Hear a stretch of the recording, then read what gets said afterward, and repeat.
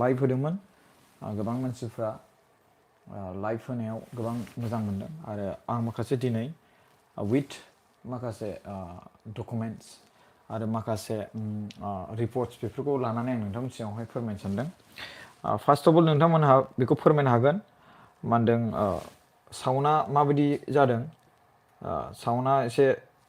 सम लानानै खोनाया जायो बेनिखायनो आंनि मथेबाथ' साउन्डआ थिग जाबाय बायदि मोनबाय आङो नोंथांमोनहा दिनै माबा मोनसे कमेन्ट खालामनोबा बेखौ कमेन्ट खालामनो हागोन आरो बे भिडिअखौ जाहाथे नोंथांमोनहा जेसेबां हायो शेयार खालामबानो जाबाय जाहाथे आङो नोंथांमोननि माखासे साननाय हनायफोरखौ आरो बांसिन आरो आङो बुजिसिननो हाबावो दासिम बेसेबां लाइभ नायदों आं बेखौ एक्जेक्टलि स्टेटासखौ मिथिया ओमफ्राय दायो आङो नोंथांमोना शेयार खालामना होयोब्ला आरो कमेन्ट खालामोब्ला आङो बेखौ मिथिगोन दा नोंथांमोनाव नायबानो जाबाय report of the committee of group of ministers to examine and suggest on different aspect of reservation of 6 communities in the state माने बे मोनसे रिपर्टआ जाहैबाय जे 6था जे मा होनदों जाथिनो एसटि होनाय बिनि बे रिपर्टखौ साबमिट खालामदों सोर सोर मिनिस्टारा बेखौ आं खोन्थानि नोंथांमोननि सायाव बेखौ नोंथांमोना नायबानो जाबाय बे भाइरेल जादों बे बुस्थुआ आंनिसिम सौफैदों बेनिखायनो आङो बेखौ नोंथांनि सायाव फोरमायनो सानदों रेनस फेगु आरो बे मिनिस्टार इडुकेसन एन्ड ट्राइबेल एफेयार्सनि आरो केशव महन्त सार केशव महन्त सारनि मोनसे भिडिअ दङ आं नोंथांनि सायाव खोन्थागोन केशव महन्त सारनि मोनसे बिथाङा रेभिनिउ एन्ड डिएमआइटि इटिसिनि मिनिस्टार आरो पिजुस हाजरिका सार बिथाङा मिनिस्टार आइएनपिआरनि आरो वाटार रिसोर्सनि नोंथांमोना भिडिअखौ शेयार खालामनानै होबानो जाबाय जाहाथे दिनैनि जे बे डिसकासन बे खालामनायखौ बांसिन आरो मोनथिनो हायो फार्स्ट अफ अल नैबेखौ नायग्रोना लाबानो जाबाय बैयाव जे मोनसे आङो नोंथांमोननि सायाव देखायगोन मैयाबो आं बेखौ खोन्थादों दाबो आं खोन्थागोन 8 जुलाइ 2016 आव बिटिसिनिफ्राय बे लेटारा थांदोंमोन एनअसि जे ग्रान्टिं अफ एसटि स्टेटास टु द आदिबासि एन्ड कस राजबंसि अके बिनिफ्राय फैनोसै दायो बे हाग्रामा महिलारी सारनियाव दे ओमफ्राय बिनि उनावहाय नैबेखौ नायदो नोंथांमोनहा नैबे बे भिडिअखौ एसे दसे देखायना होनो आं नोंथांमोना बेखौ नायोब्ला नोंथांमोना हमनो हागोन আজি এটা চলি আছে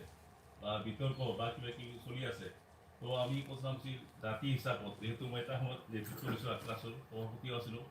আৰু এই হিচাপে জাতিৰ এটা নৈতিকতা স্বীকাৰ কৰি মই আজি ইউপিএল দলৰ পৰা পদত্যাগ কৰোঁ আৰু মোৰ লগতে আমাৰ ইউপিএল দলৰে আমাৰ কেন্দ্ৰীয় কমিটিৰ মেম্বাৰ আছে আৰু আমাৰ এজন আৰু সম্পাদক আছে শ্ৰীবাস বৰ্মন ডাঙৰীয়া লগতে আমাৰ জিলা পৰ্যায়ৰ বিভিন্ন বিষয়সকল আছে তো ইতিমধ্যে আমাৰ নৈতিক দায়িত্বৰ উপৰিও যেহেতু আমাৰ কোচামচিৰ দল সংগঠনৰ বিশেষকৈ আমাৰ কেএন আদি কৰি আক্ৰাছৰ তৰফৰ পৰা আমাক আহ্বান জনাইছে যে আমি জাতিৰ স্বাৰ্থত আগবাঢ়ি আহিব লাগে সকলোৱে আহ্বান জনাইছে যাৰ ফলত আজি আমি ইউপিএল দলত আমি যি কোচামচি মানুহ আছোঁ সেইকেইজনে আমি আজি পদত্যাগ কৰিব ওলাইছোঁ বিশেষকৈ আজি अके बिथांमोना कस राजबंसि आरो बिथाङा आक्रासुनि सासे प्रेसिडेन्टमोन जाहैदों माने सभापति माने प्रेसिडेन्ट बिसोरनि स्टुडेन्ट इउनियननि दे दा बिसोरो इउपिपिएल दोलोनिफ्राय ओंखारनो नागिरदों खारनखौ खोन्थानो आं नोंथांनि सिगाङाव लास्ट मिटिं बेखौ आं नोंथांनि सिगाङाव खोन्थादों मैया जेरै आं कनक्लुजन खालामदों बेबायदिनो आं खालामनानै होफिनगोन बे भिडिअखौ नायबाय दा बिथांमोनहा इउपिपिएल दोलोनिफ्राय ओंखारदों मानि थाखाय इउनिटिनि थाखाय दे बे इउनिटिनि थाखाय ओमफ्राय नैबे सेंग्रा आदुवानि मोनसे भिडिअ बेखौ नायदोलाय क्या सोच के रखा है ये जो तुम लोग करता है तोड़फोड़ क्या हमारा एसटी कैंसिल होगा नहीं होगा कभी भी नहीं होगा हमारा एसटी ऑलरेडी हमारा हे बोलो क्या सोच के रखा है ये जो तुम लोग करता है तोड़फोड़ क्या हमारा एसटी कैंसिल होगा नहीं होगा कभी भी नहीं होगा हमारा एसटी ऑलरेडी 90% हो गया 10% बाकी है अभी होने वाला चांस है क्या करोगे अगर हमारा एसटी हो गया देख लेना ठीक है हमारा पैर के नीचे रहेगा तुम लोग बोलो ये जो करता है तोड़फोड़ करता है कुछ नहीं होने वाला है देखते जा अब लिसन टू मी अगर रात को आदिवासी गांव या किधर भी घुस गया देख ले हे बोलो क्या सोच के रखा है ये जो बे गथ'आ माने सेंग्राया ओरैबायदि दम होदों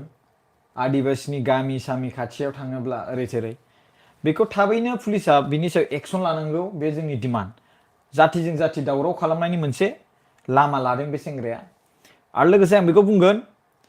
बर' अनलायलायनांगौनि गोनांथि बिथांमोनहा बेबायदि जादों आरो जोंनि जाथिखौ बेबायदि नेवसिदों बिनि सोमोन्दै जों माखासे आरो सावरायबावगोन आं बेखौ खोन्थानो हाबाय दानियाबा जों फैदो मेन टपिकआव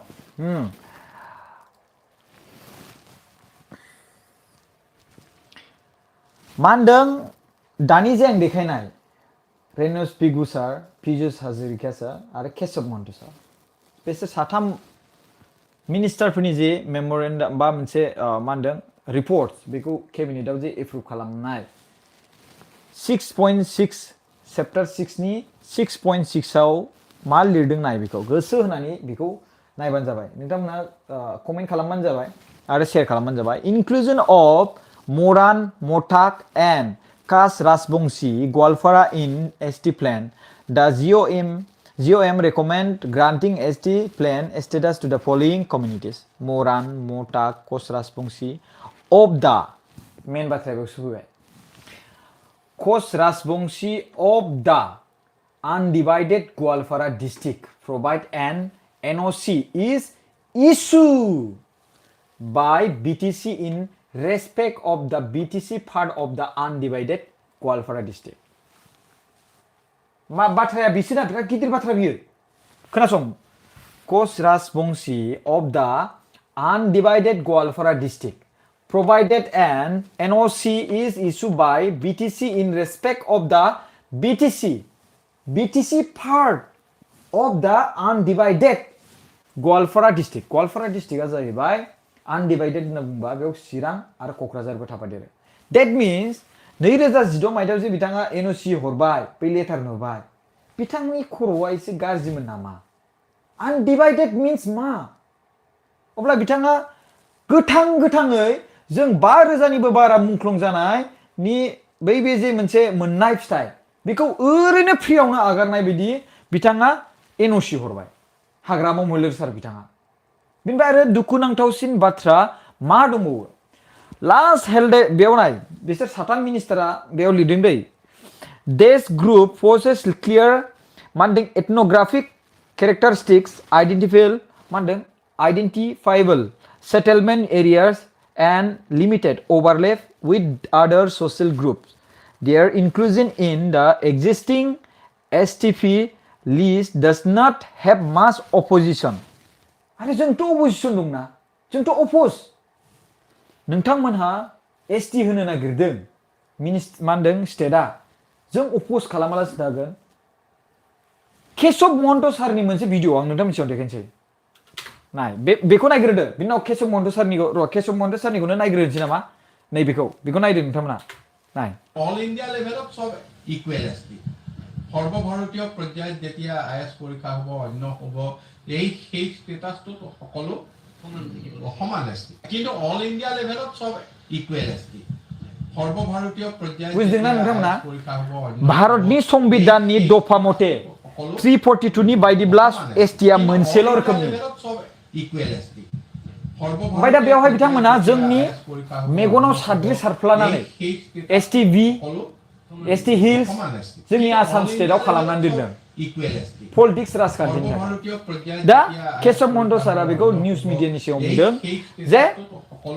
अल ओभार इन्डिया एसटिआ मोनसेल' दिनै नों दानियाबा नोंथांमोननि सिगाङाव खोन्थानोसै आङो बेयाव जे एसटि होनायनि बाथ्रा बुंदों क'क्राझार लकसभायाथ' मोनसे एसटि बेयाव दा एसटि हिल्स एसटि बि बिदिथ' लिरनाय गैया जास्ट एसटिल'सो लिरनाय दङ एसटिल'सो लिरनाय दङ स' फुरा आसामावनो बा इन्डियायावनो जे माखासे एसटि ट्राइबेलफोरनि थाखाय ट्राइबेलफोरनि जे सिट बेखौ एसटिल' लिरनाय दङ नाखि बेवहाय माबा मोनसे डिभाइडेड खालामनानै क्लासिफाइ खालामनानै होदों जे एसटि पि एसटि हिल्स न' जोंनि क'क्राझाराव जे ट्राइबेला मा होनदों एमपि गेलेनो हायो दिनै गुबुन जाथियाबो बेवहाय एसटि मोननाय लोगो लोगोनो गेलेनो हासिगोन दा बै 6 कमिउनिटिसआ गेलेनो हासिगोन आरो बिनि लोगोसे जोंनि जे क'क्राझार आरो चिरां आनडिभाइडेड गवालपारा डिस्ट्रिक्ट बेखौ मोनथिनानै जोंनि बिटिआरखौ बोखावनायनि मोनसे मा होनदों लामा बिदि खालामनानै दोनदों जे मानगोनां हाग्रामा महिलारी सार बिथाङा खोब दुखुनांथाव बिनि थाखायनो जानांगौ जोंनि स्टुडेन्टफ्रा मैया फाग्ला बायदि जानानै मा खालामदों धरना प्रटेस्ट होदों आरो आनकन्ट्रल जादों दा बेखौ थाबैनो मानगोनां हाग्रामा महिलारि सार बिथाङा क्लेरिफिकेसन होनांगौ सिगाङाव आं बुजियाखैमोन बिनि थाखाय आं बिदि खालामबाय एबार गोदान जे एनअसि हरनांगौ बेखौ आं हरालासिनो थागोन आरो बिनि गेजेराव बिथाङा बेखौबो मा होनदों एपलजि बिनांगौ बिथांनि राजखान्थि लाबलाबनि थाखाय बिथाङा जे गावनि मेनिफेस्ट'आव गावसिनि पार्टिनि मेनिफेस्ट'आव एसटि होनाय मानायनि बाथ्रा जे बिथांमोना मेनिफेस्ट' एसटि हाजार माने इस्तिहार ना मा मोनो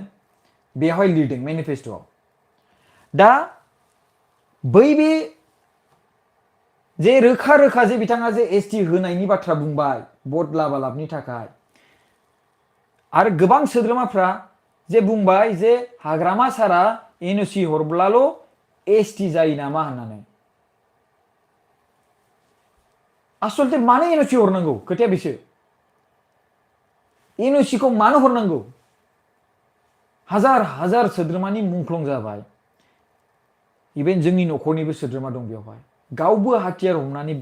मा होनदों बिएलटि मोनसे फाउन्ड खालामनानै मोनसे आर्मि मोनसे जथुम खालामनानै बिथाङा दरनानै मा होनदों हाथियार दैखांनानै आर्म स्ट्रागल खालामबाय बिदि खालामनानै बिथाङा माबोरै एनअसि हरनो हाखो आउटसाइड बा बिटिसिनि बाहेराव जि दङ सिक्स सिडिउलखौ प्रटेक्ट खालामनानै जि एसटि होनो नागिरदोंब्ला जोंहा जेबो लोब्बा बेयाव जेबो गैया बेबायदि हिसाबै बिथाङा एनअसि हरनो हायोमोन दिनैथ' बेवहाय बुंबायना बिटिसि दा BTC part of the undivided Goalpara district होननानै होथारबाय बेवहाय जोंनि बिटिसिखौ जेबो गोहोम खोख्लैयाबा जोंनि बिटिसिआव बेबायदि एसटिनि डिभिजन बा गोदान मा होनदों होनायनि जेबो माने पार्ट गैयाब्ला आंनि फारसे बिटिसि हिसाबै बेखौ एनअसि हरनो हागोन खिन्थु बिटिसिआव बेयो लागु जानो मोननाय नङा बेबायदि हिसाबै बिथाङा एनअसि हरनो हायोमोन नाथाय बेथ' लागु जाबाय मायाव लागु जाखो जोंनि बिटिसिआवनो लागु जाबाय मोनसे बाथ्रा जाबावबाय बे मोनसे बेखौ नोंथांमोना क्लियार जाबाय दा जाय जोंनि बिपिएफनि मा होनदों सापर्टगिरिफोर बिथांमोनहा पलिटिक्सखौ नायालासिनो दानाबा खौसेथियाव फै दहाय आं मोनसे भिडिअ देखायदोंमोन आं बेखौ फिन खेबसेबाव आङो बेखौ लाना थांफिनगोन दाहाय खिन्थु नैबेखौ क्लियार जाबावदो बे जाबायना क्लियार दानिबा एबार मोनसे आं क्लियार होबावनि नैबेखौ नायदो अल बड' स्टुडेन्ट इउनियन बेसेबां मायथाइनि 19 मार्च मायथाइ जानुवारि फेब्रुवारि मार्च 2006 मायथाइनि मानगोनां रोंगोरा नार्जारी सार एमपि तथा बिथाङा दायो राज्य सभानि एमपि मानगोनां रोंगोरा नार्जारी सारा बै समनि 2006 मायथाइनि समनि प्रेसिडेन्टमोन आबसुनि जोंनि दुलाराय बर' फरायसा आफादनि आरो मोनसे मिटिं लानाय जादोंमोन सोरजों आख्रासुजों नाय जोङो मोनसे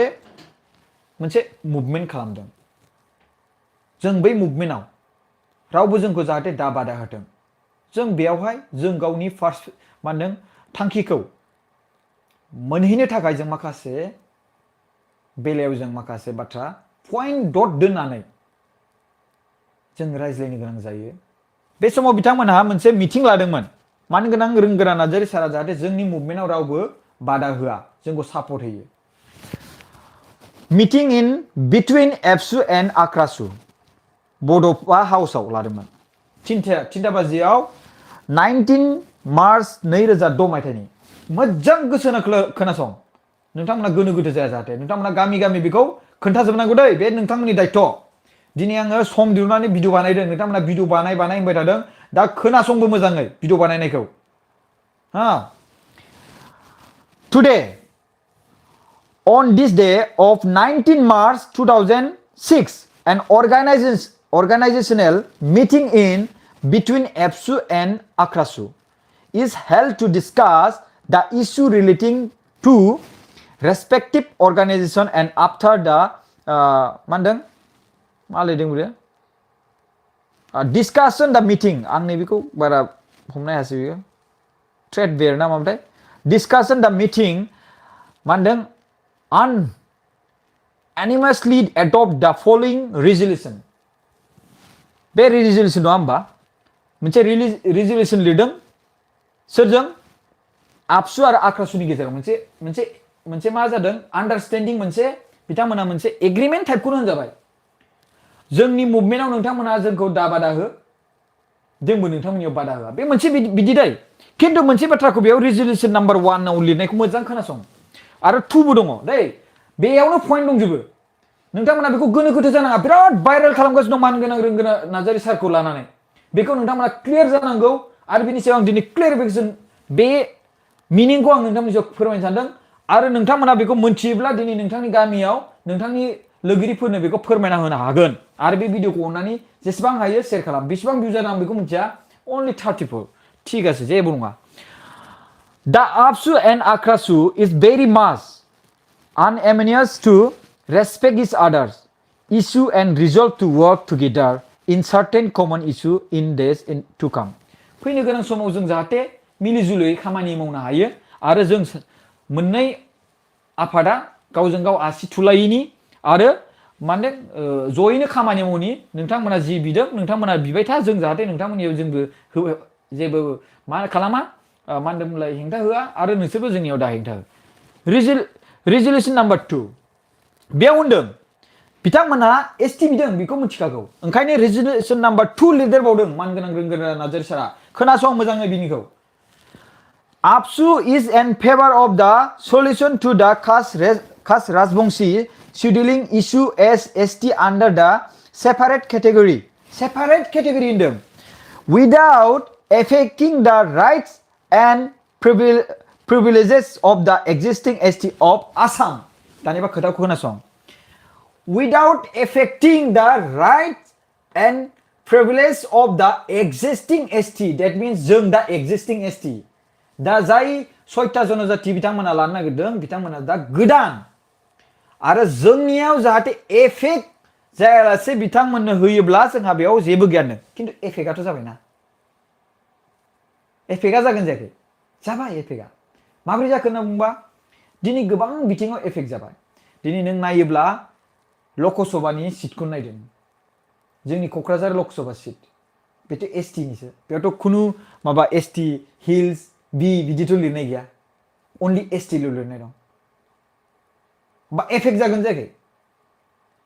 एफेक्टथ' जाबायना दायो मोनसे पइन्ट आं बेयावनो होना होबाय नोंसोरनो गोबां पइन्ट दङ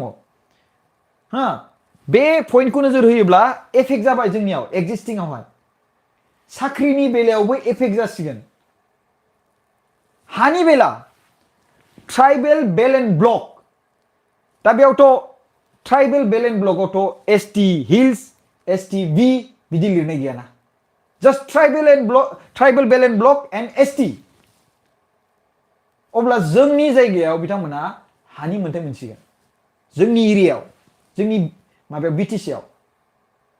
होमबा एफेक्ट जागोन जायाखै जाबायना अब्ला मानगोनां रोंगोरा नार्जारी सारा बिसोरखौ बाहायबायबो आरो जोंनि थाखाय प्रटेक्टबो खालामनो दोनबाय पइन्ट होनानै जाहाथे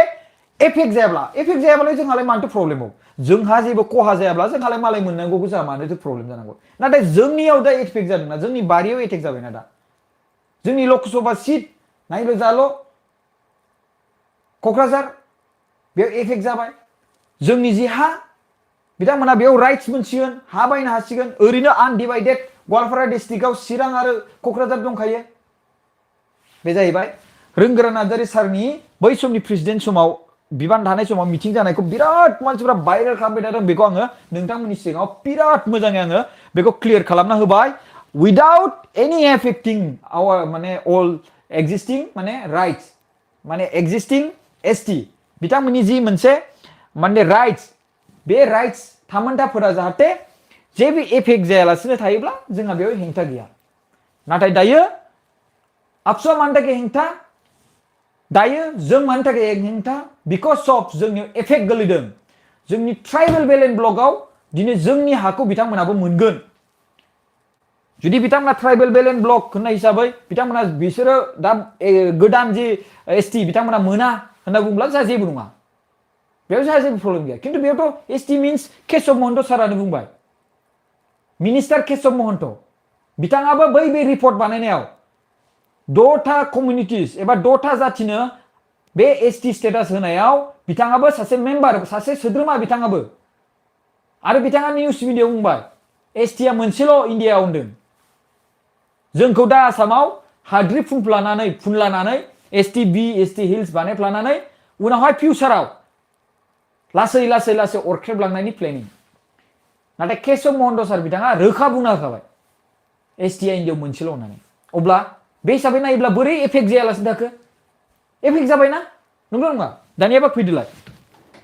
बेनिखायनो जों बयबो खौसे जानानै थांनांगौ কিন্তু অল ইণ্ডিয়া লেভেলত চব अल इन्डिया लेभेलाव सब एखे नङा होमबा दानियाबा नायदो नैबे सोद्रोमाखौ मोजां गोसो होनानै नाय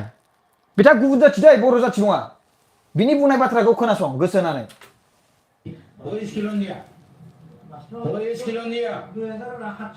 আমাৰ সংবিধানত নাগৰিকৰ কোনো বিভেদ নাই সংবিধান সংশোধন কৰক সংবিধান হয় ভাই ৰাষ্ট্ৰ আমাৰ গভৰ্ণমেণ্ট আছে গভৰ্ণমেণ্টে এইটো আপোনাৰ সংবিধান সংশোধন কৰক খিলঞ্জীয়া ডেফিনিশ্যন প্ৰথমে ক্লিয়াৰ কৰক ইজ দেয়াৰ এনি ডেফিনিশ্যন ভূমিপুত্ৰ কোন হয় কাক ক'ব এতিয়া বড়োসকল আজিৰ পৰা 5,000 বছৰ আগত আহিছিলে 1200 খ্ৰীষ্টাব্দৰ পৰা আমাৰ ইয়াৰ যিখিনি গৰীয়া মুছলমান তেওঁলোক আহিছে আহোমসকল আহিছে তাৰ পিছত কনৌজৰ পৰা That means मा बुजिदों नोंथांमोना बे सासे गुबुन जाथिया जुदि जोंनि बर' हारिखौ प्रटेक्ट खालामनायाव जुदि एसेबां गोसो होदोंब्ला नों सोर हाग्रामा महिलारि सार बिथाङा 5000 बोसोर सिगां जों बर'खौ जुदि दं होननानै आहम बा सोरबा जातिनिख्रुइ सिगां होननानै बुंनानै होबाय बिथाङानो आरो बिथाङा सासे अफिसार बर'फोरखौ अरिजिनेलि सिगांनि होननानै बिथाङानो गनायथि होबाय बिथाङा गुबुनफोरजों गुबुन जातिफोरजों बिथाङा बर'नि थाखाय दावहा नांबाय नाथाय नों सासे बर' जानानै नों सोर रायजो राजाफोर नंगौ नङा रायजो राजाफोरा बेखौहाय बुजिनाया गाहाम जोङो खौसेथि जानांगोन जाय सासे गुबुन जाथियानो आरो सासे अफिसारबो संबिधानखौ मानिनानै बिथाङा जोंनि बर' हारिनि सिगां समनिफ्राय दं बे बुस्थुआ जोंना जारिमिनाव दङ फोरमानजों आरो बेखौ जों बोरै खोमाना लानो हागोन बिनिखायनोथ' जों स्टेट नागिरदों दा सासे गुबुन जाथियानो जुदि जोंनि राइट्सखौ फोथांना लाखिनो थाखाय जुदि सोरबा गुबुन जातिजों जुदि गावनि जिउखौ रिस्क दोननानै जुदि दावहा नांलायनो हायोब्ला बिथांमोनखौ बुंहरनो हायोब्ला अब्ला नों सोर पलिटिक्सखौ ज्राब दोनथ'नानै हाग्रामा महिलारि सार बिथाङा हारिनि थाखाय खौसेथिनि थाखाय ओंखारबोनांगौ बेखौ नायदो दानाबा आं दहाय बेखौ होदोंमोन ना एबार बेखौ खोनासंदो एबार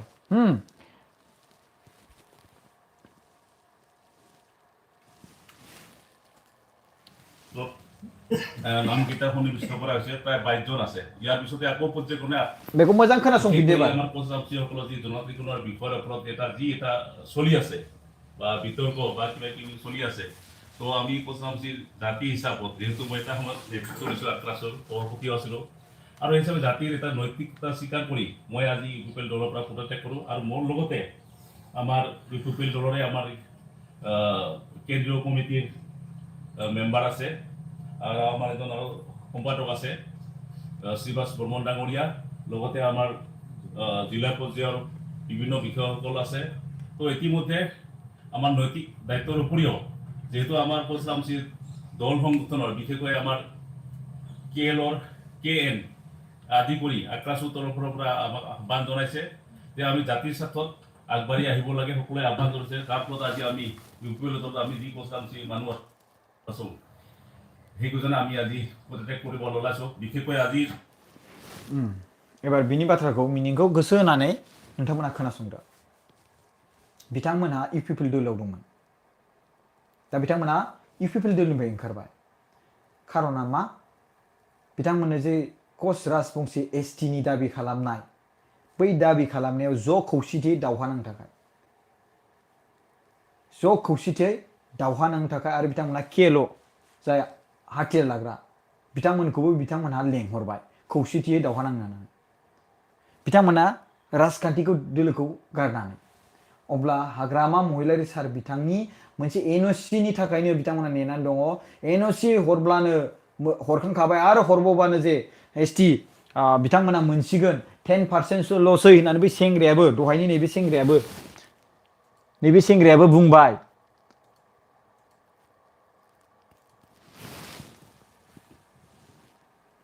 अब्ला हाग्रामा महिलारि सार बिथाङा जोंनि ट्राइबेलखौ बासायनो थाखाय जोंनि हारिनि थामोनथाखौ बासायनो थाखाय क'क्राझार चिरां आनडिभाइडेड गवालपारा डिस्ट्रिक्टखौ बासायनो थाखाय भट होयो होआ उननि बाथ्रा नोंसोर 6था जनजातिनिफ्राय आंनो नाङा होननानै बिथाङा बैखौ हरालासिनो मानो थानो हाया आरो बिथाङा मानो एप'लजि बिनो हाया आरो जुदि बेखौ गिथारदोंब्ला बिथाङा रिजाइन खालामनानै थाथ'दो गोदान इलेक्सन गेलेफिनदो जुदि बेखौ गिदोंब्ला जे गाव दायनिगिरिखौ लानायखौ गिदोंब्ला अब्ला बिथाङा 6 जनजातिनिफ्राय भटखौ मोननाय नङा आङो जुदि आङो थानायाव सिटआव होदोब्ला बिथाङा रिजाइन खालामदो जाथिनि थाखाय रिजाइन खालामनो हाया नामा बियो हारिनि थाखाय दिनै जोंनि फरायसाफ्रा बेसेबां दुंहाव थासारि बेसेबां मा होनदों गावसिनि फरायनांगौ समखौ दोननानैबाबो हारिनि थाखाय ओंखारबोदों लोब लोबै दिनै सेक्रेटारियेटआ जिएडि डिपार्टमेन्टनिफ्राय बिथांमोनखौ स्टुडेन्टफोरखौ फरायसाफोरखौ एफआइआर होदों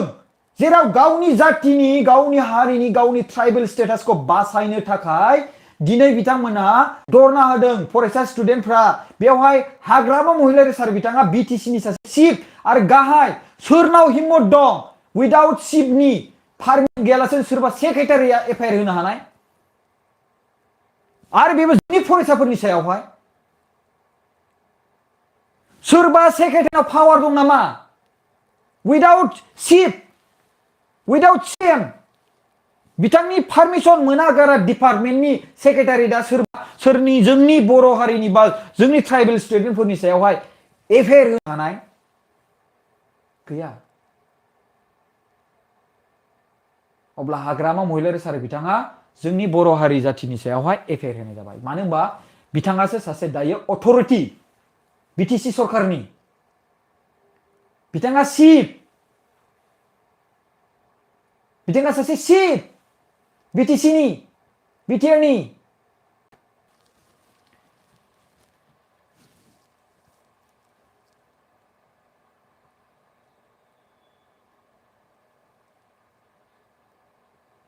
नंगौना नङा अब्ला बिथांनि उइदाउट पारमिसन बोरै सेक्रेटारि जिएडि डिपार्टमेन्टनिफ्राय बिथांमोनखौ फरायसाफोरखौ केस होनो हागोन बिराद दुखुनांथाव बाथ्रा नाथाय जोंनि फरायसाफ्रा गावनि राइट्सखौ फिउचाराव मा होनदों गुबुंले नुहुरनायनि थाखायसो बिथांमोना इउनिटि जानानै प्रटेस्ट खालामदोंमोन आरो बिनि गेजेराव बिथांमोनहा जाहाथे गावसिनि साख्रि मोननाय समाव बहाबा समावहाय एसटिनि फिया मा ओंखारो 6 जन 10 जन गाहामल' ओंखारो साख्रिया दा बिसोर जाबाय क्रुर दा बिसोरबो जुदि एसटि मोनोब्ला सोर साबेसे मोनगोन साख्रिखौ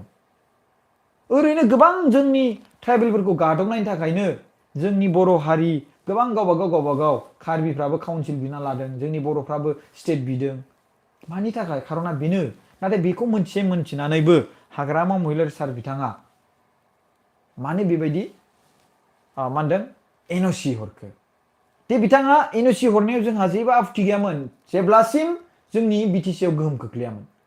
खिन्थु गोहोमथ' खोख्लैबाय आनडिभाइडेड गवालपारा डिस्ट्रिक्ट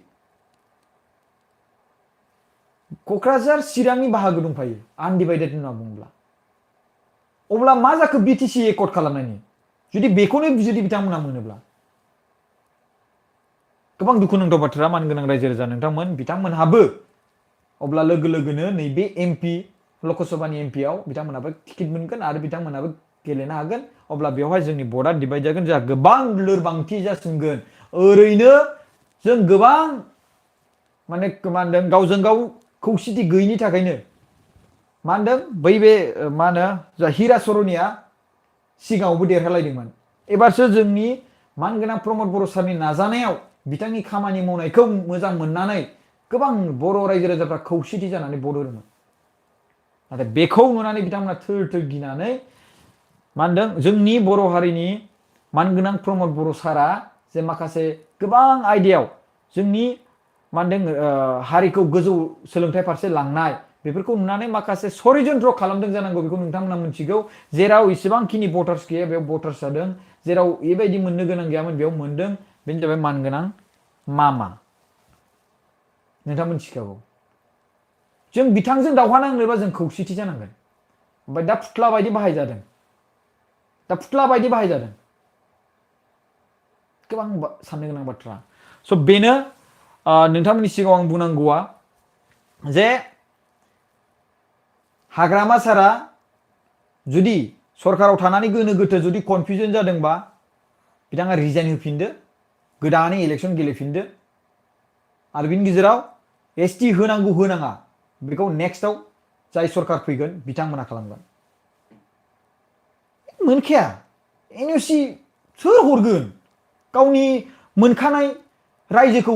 मा होनदों मोनखानाय गावनि माबाखौ ओनसोलखौ काउन्सिलखौ बेवहाय जे सोरनोबा आरो बा गावनि राइट्सखौ राननानै लाबावगोन सोर रावबो नङा अनलि अन जों हाग्रामा महिलार सारखौल' नुदों दा बिनिखायनो बिथाङा माबा मोनसे गोनो गोथो मोनदोंबा बिथाङा रिजाइन खालामनानै मा होनदों सरकारनिफ्राय ओंखारनांगौ आरो गोदानै नांगौबा रि इलेक्सन गेलेनांगौ दिनै जोंनि फरायसाफोरा गोबां कलेजनिफ्राय धरना होदों प्रटेस्ट खालामगासिनो दङ सानफ्रोमबो नोंथांनि फिसाजो नोंथांनि फिसाज्ला बिथांमोना फरायनायनि समसो बेवहाय नाथाय जोंनि बर' हारिनि माखासे रायजो राजाफोरनि भट होनायनि गोरोन्थियावनो बिथाङा बेबायदि 28टा गोजोन सिट मोनदोंमोन आरो 28टा गोजोन सिट मोननानै जोंनि सुख सान्तिनि थाखाय खामानि मावनो हारसिङै सरकार दानो हायोमोन नाथाय एलेन सरकार दाबाय बिजेपिजों लोगोसे बिथाङा माबा एसटि होनायनि दावराव जोंनि थामोनथाखौ नुकसान खालामनायनि दावराव दा जाय फरायसाफ्रा फरायगासिनो दं बिथांमोना साख्रि लानांगौनि गोनांथि बैयाव सिट शेरिं जागोन भेकेन्सि शेरिं जागोन नाम्बार शेरिं जागोन गुबुन जाथि ओरैनो गोबां एसटि दंखायो आरो गोबां एसटि थाखानायाव आरो बिसोरनि जुदि आरो एसटिफ्रा एड जादेरबावोब्ला होमबा बेसेबां जोंनि जे थाखानाय एसटि फरायसाफोरा साख्रि मोननांगौ समाव बिसोरजों राननो गोनां जागोन आरो लोगोसे जोंनि ट्राइबेल हाखौ खायसे सोद्रोमाफ्रा आवग्रिनानै दङ जाय मानसिफ्रा ट्राइबेल नङा बिसोर खारनांसिगोन बेखौ मोनथिखानायाव बिथांमोना दाबि खालामगासिनो दङ थेंक इउ सो माच गाइस भिडिअखौ नायनायनि थाखाय गोजोननाय थाबाय आसा खालामो नोंथांमोना दिनैनि दिनाव एसेबाबो माबा मोनसेबाबो फिननाय बा मोनसे मा होनदों बुजिनाय मोनसे बुजिदों जानांगौ ओमफ्राय आरो स्ट्रेक खालामबावनांगौ होनदों नोंगौ थारैनो बाथ्रा सैथो बाथ्रा नोंथांमोना बेखौ गोसो होनानै नोजोर होनानै जोंनि फरायसाफ्रा बिनि सायाव आवगायलांबाय थानो हागोन उइदाउट भायलेन्स ओमफ्राय बिनि गेजेराव पिसफुलि खालामबानो थांबाय थानो हागोन आरो आं बेखौनो बुंगोन बे खामानिखौ माखासे बिपिएफ सापर्टार बनसुनि सापर्टारफ्राबो मैयानि प्रटेस्टआव बाहागो लादों बे बाथ्राखौ जों मिथिनो मोनदों मा होनदों पार्टिखौ ज्राब गारनानै अब्ला प्रमिला रानी मेडाम हाग्रामा महिलारी सार माखासे गोबां बिथांमोननि दैदेनगिरि आं नामखौ बुंला बिथांमोना मानो नागारनो हाया राजखान्थि लाबालाबनि थाखाय बिथांमोनहा बैनि सायाव जेबो बुंनो हायाखै मानगोनां रायजो राजा नोंथांमोन बिथांमोननो नांगौ पावार दिनै आं माबा मोनसे बुङोब्ला आंखौ नेक्स्टआव मा होनदों मा होनाय नङा भट होनाय नङा दा पावारनि थाखाय दिनै गावनि जाथि गावनि हारिनि थामोनथा मोनथाय बेफोरखौ राननो नाङा शेयार खालामनो नाङा थेंक इउ सो माच भिडिअखौ नायनायनि थाखाय थेंक इउ गोजोननाय थाबाय